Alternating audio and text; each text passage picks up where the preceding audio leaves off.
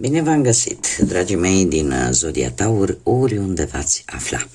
Bine ați venit tuturor pe canalul meu, Tarot Flor de Loto. Numele meu este Nina, pentru cei care nu mă cunosc, și ca de obicei mă bucur să vă am alături la fiecare lectură, atât pe dragii mei abonați, cum de asemenea și pe cei care poate sunteți pentru prima oară aici pe canal. Azi, așa cum am obișnuit, voi face lectura temporală, fără limită de timp, o lectură pe care voi să o puteți urmări oricând doriți sau atunci când apare în viața voastră. Așa că, dragilor, toți cei care aveți soare, lună, Venus, ascendentul sau oricare alt aspect astral important pentru voi din harta voastră natală, atunci această lectură este de asemenea și pentru voi. Un lucru important de care vă rog să țineți cont, că totuși este o lectură generală și că voi sunteți cei care vă construiți viitorul. Așa că vă rog din suflet să luați decât acele mesaje care rezonează cu voi, iar restul lăsați-le să zboare în univers, pentru că sigur sunt pentru alte energii, pentru alte persoane care într-o mai mică sau mai mare măsură au o legătură cu Zodia Taur. Așa că, dragilor, haideți să începem și să vedem ce ne spune acest minunat oracol Zodiac 108. Să vedem ce vine pentru dragii mei din Taur în următoarea perioadă de când voi urmăriți această lectură.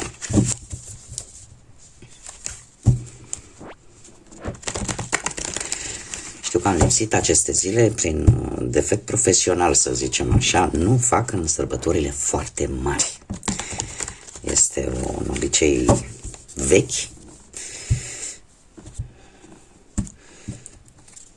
și pe care eu îl respect. Haideți să vedem. Chiar două. Da. Foarte interesant, dragii mei. În voi se duce un conflict. Se duce un conflict și trebuie să vă spun că unii dintre voi poate chiar ați trecut printr-o perioadă în care sănătatea a fost un pic șubredă, ori că ați avut dureri de cap, ori că ați traversat vreo boală, vreo răceală, vreo criză.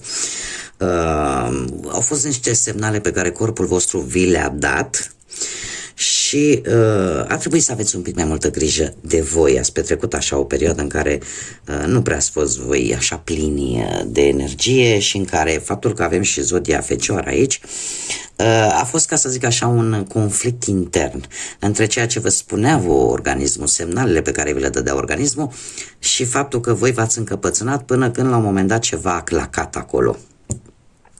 Voi știți, cei care mă urmăriți deja, eu nu fac predicții vis-a-vis de sănătate, dar atunci când îmi apar în mod special, atunci și eu vă dau informațiile. E posibil, dacă nu vorbim neapărat de sănătate, să pur și simplu să vă deranjeze ceva. Ceva anume vă deranjează, o situație,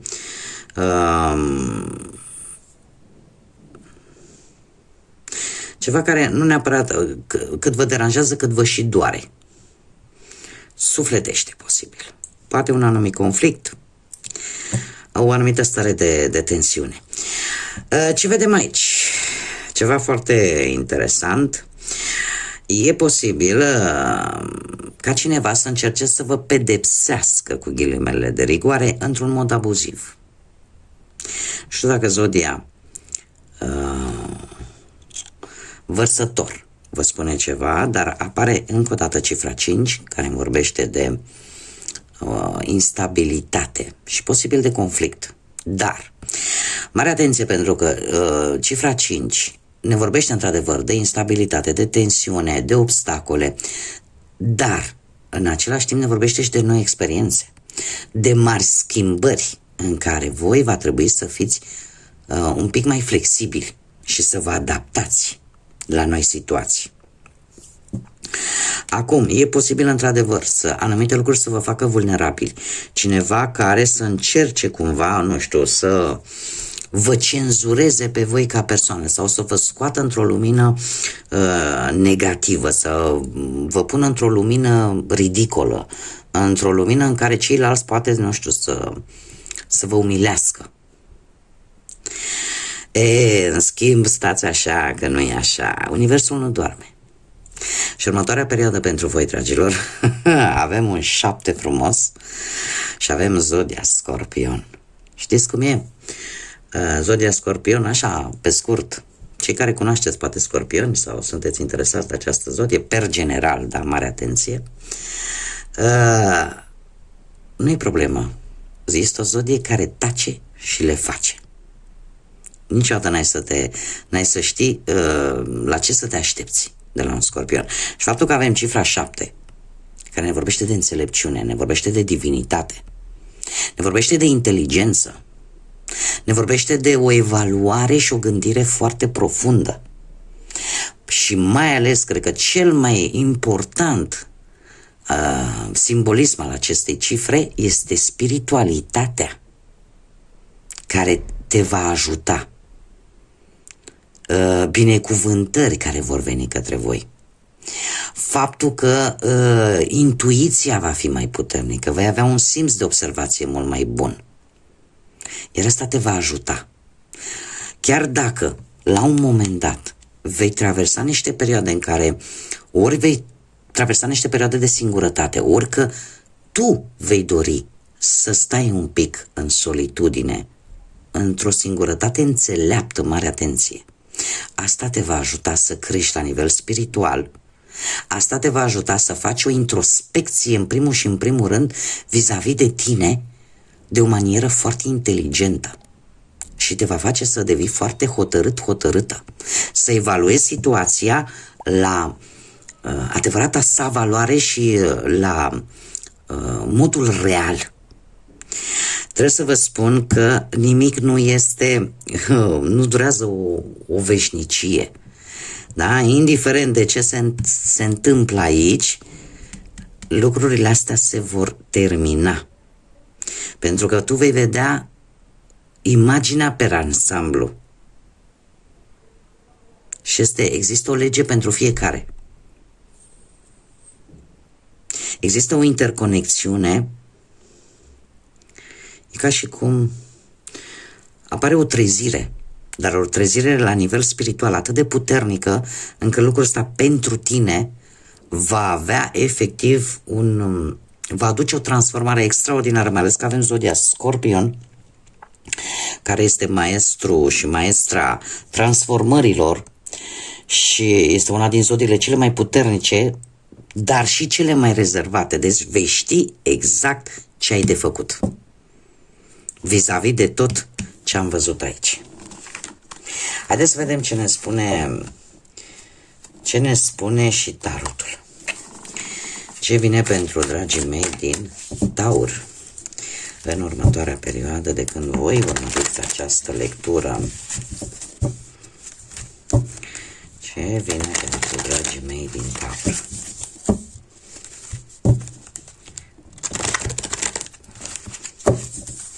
Haideți să vedem.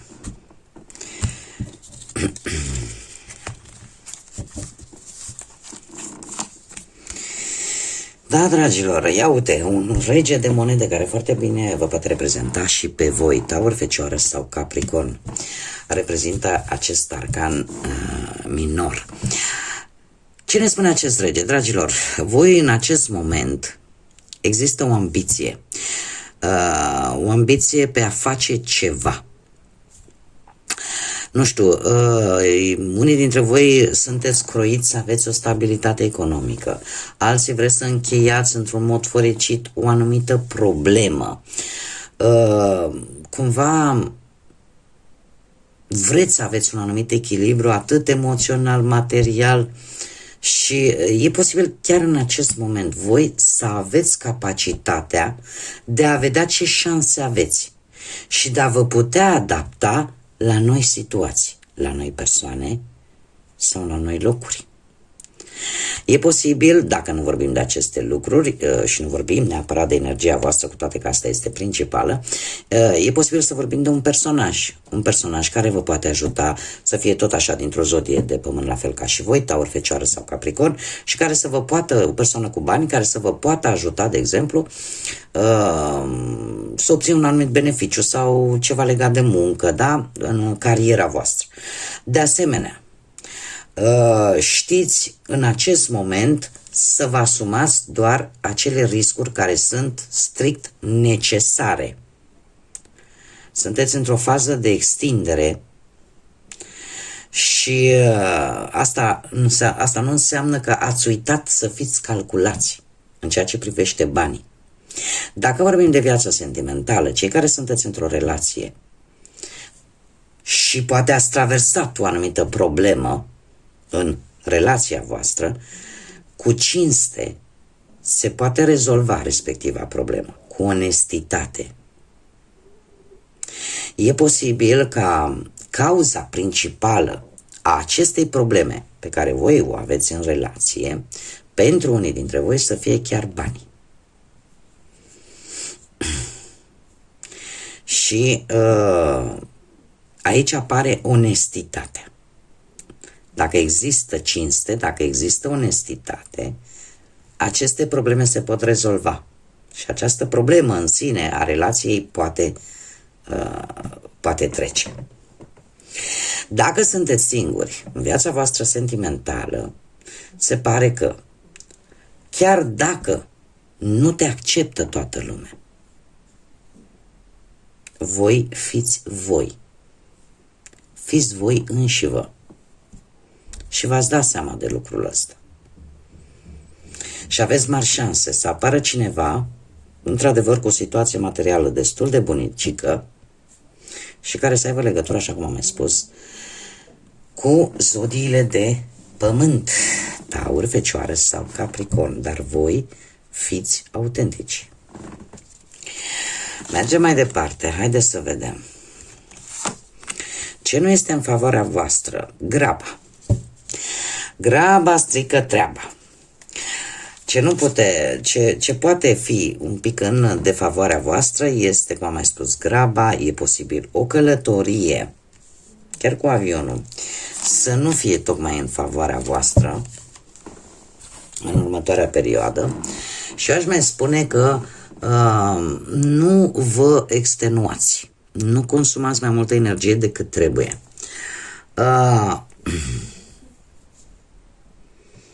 Nu știu dacă unii dintre voi se gândesc să se mute undeva, în altă locație. Mie asta îmi spun cărțile, că nu este chiar o mutare extraordinar de bună. Nu e ceva care să fie în favoarea voastră, cel puțin de moment. Chiar dacă, nu știu, e posibil să, mai ales pe partea sentimentală, dacă, cum am văzut bine, dacă aveți ceva de rezolvat, depinde într-adevăr de tine și de cum vei acționa tu, dar se pare că rapiditatea, graba, cum am mai spus, strică treaba. Și că va trebui să o luați molcom, să o luați pas cu pas, dacă vreți într-adevăr să există o rezolvare în relația voastră. De asemenea, această carte îmi spune de anumite relații foarte rapide, fără viitor, care pot juca pentru unii dintre voi în defavoarea voastră.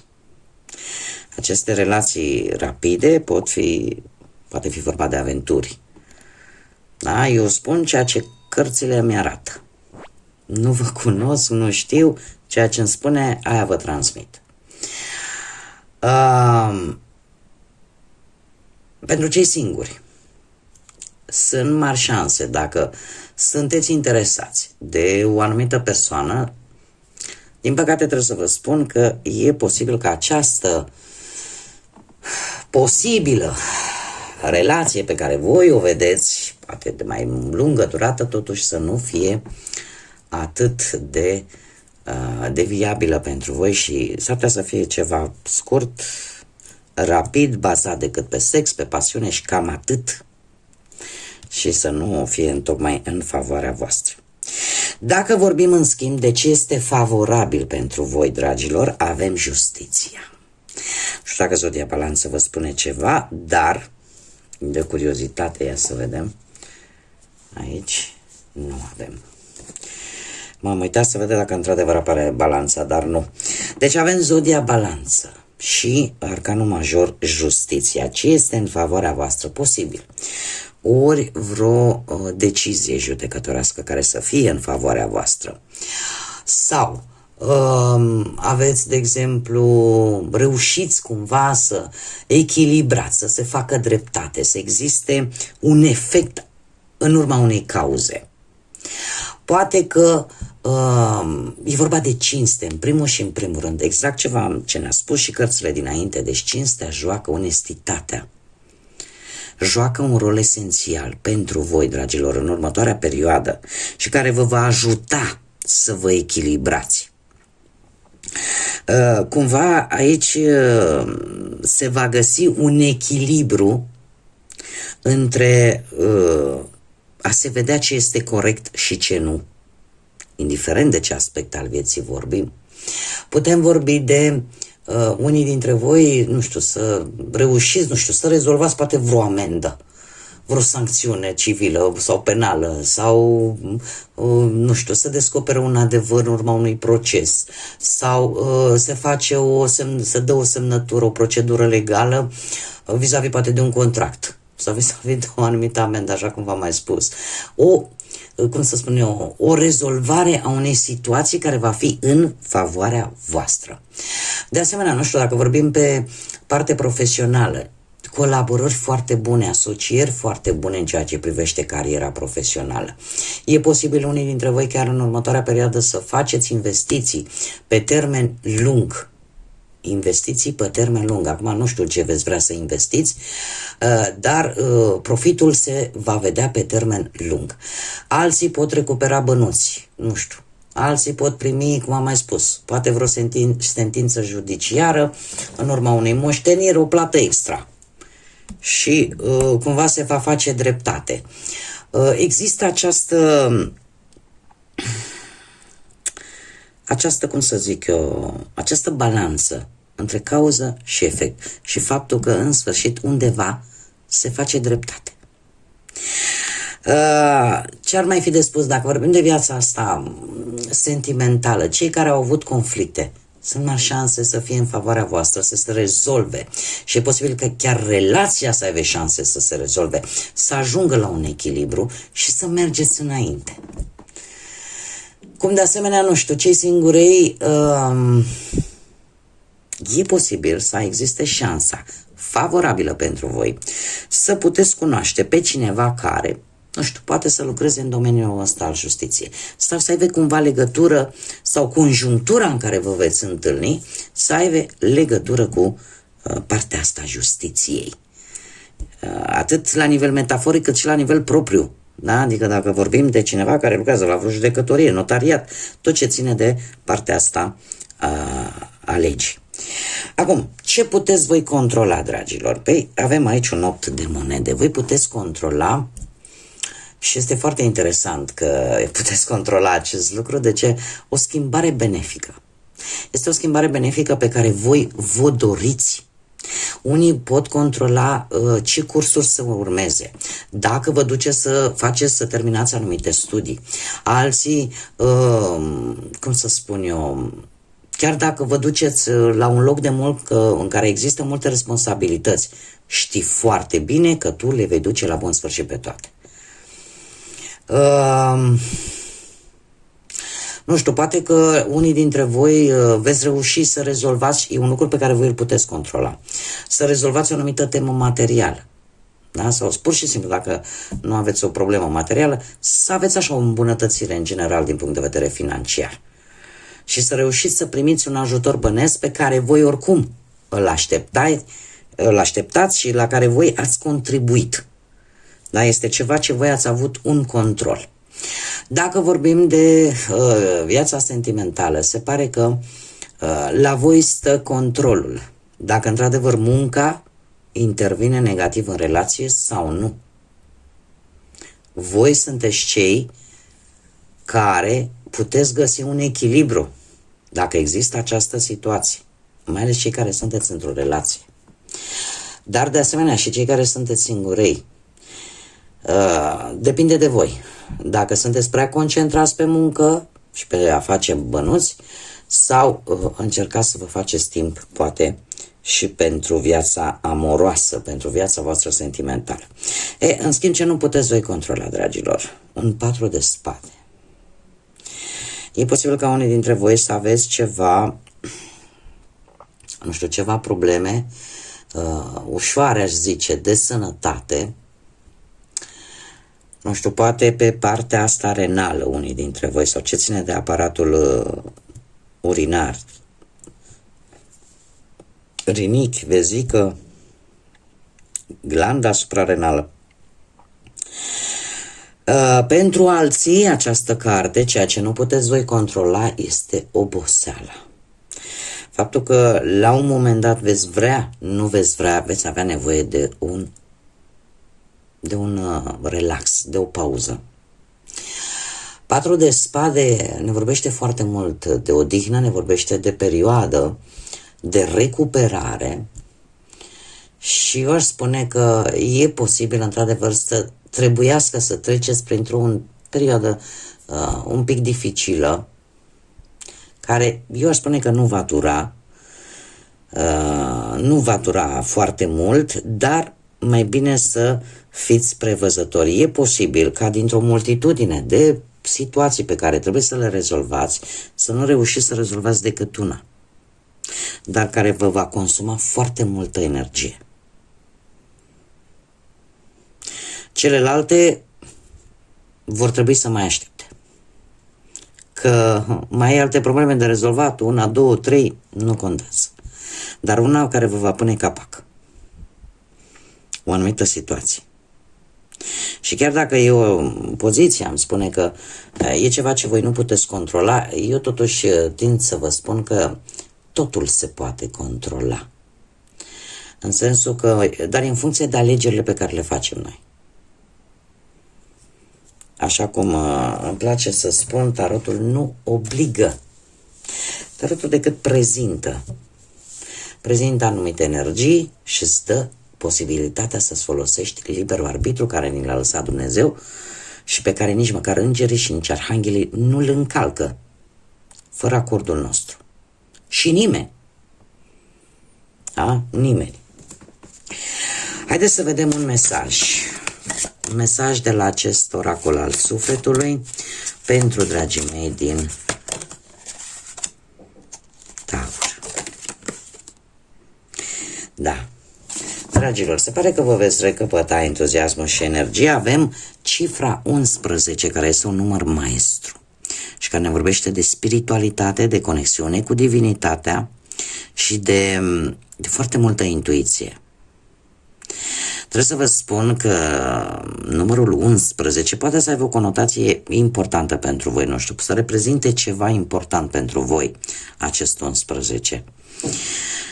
Dar așa, per general, ne vorbește de acea naturalețe ciclică a timpului. Ceva care cumva se întâmplă într-un mod ciclic. Da, care are ca și cum mai spune, știi, acum sunt sus, acum sunt jos, pe urmă iar mă ridic, dar este ca o roata destinului care se învârte. Revenind la mesaj, vei avansa foarte ușor, așa că profită de această energie. Exact ce vă spuneam, ceva, o etapă, un capitol din viața voastră ajunge la finalul său și atunci cumva îți recapeți energia, îți recapeți vigoarea și entuziasmul și te poți ridica să mergi înainte. Și se pare că lucrul acesta se va întâmpla în următoarea perioadă, în care lucrurile vor merge un pic mai ușor decât poate chiar și tu te-ai fi așteptat. Este ceva ciclic, ceva care e posibil să se mai fi întâmplat cu 9 ani în urmă. Ați văzut că sunt perioade și perioade în care de multe ori te chinui pentru te mirce sau încerci N și N soluții și nu-ți iese. Și uite, ți se întâmplă așa, dând te mirce, o chestie de nimic banală și s-a rezolvat situația. Și ne întrebăm și noi, Doamne, dar de ce? Când m-am chinuit, când mi-am bătut capul și n-a mers. Pentru că sunt lucruri care se întâmplă la nivel ciclic. Bun, dragii mei, Cam atât am avut pentru voi. Eu vă mulțumesc ca de obicei pentru prezență, vă mulțumesc pentru aportul pe care vi-l aduceți în dezvoltarea acestui canal, prin intermediul like-urilor, distribuirilor, comentariilor, al faptului că vă abonați. Și apropo de acest lucru, toți cei care încă nu v-ați abonat, este gratuit, eu vă aștept cu mare drag. Dacă v-a plăcut, sunt bucuroasă să ne întâlnim cu toții aici pe canal la fiecare lectură. Până data viitoare, când ne vom reîntâlni, eu vă doresc tot binele din lume, să aveți parte numai de bine, de multă energie pozitivă și de multă lumină în suflete. Până data viitoare, să fiți iubiți, dragilor!